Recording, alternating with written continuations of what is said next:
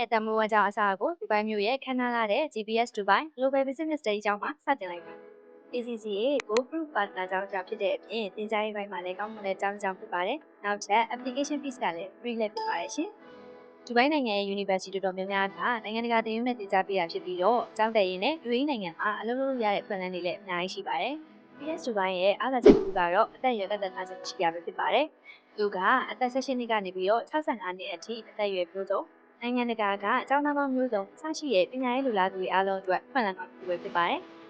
DBS မှာတက်ရောက်နိုင်တဲ့ program တွေကတော့ International Diploma in Business Level 2, 3,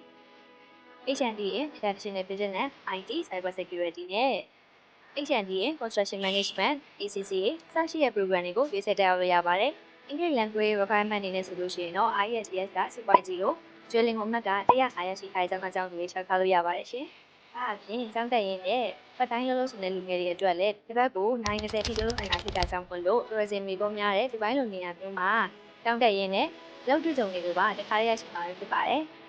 ဒါမဲ့2026အတွက် intake အနေနဲ့ကလည်း January intake ဖြစ်တာကြောင့်မလို့အရန်ကိုနေခဲ့နေပြီဖြစ်ပါတယ် DBS ဒီပိုင်းမှာ January intake အမီပညာသင်ကြားခြင်းနဲ့ဆိုလို့ရှိရင်တော့အခုပဲ FBI မှာလာရောက်ဆွေးနွေးလိုက်ပါရှင်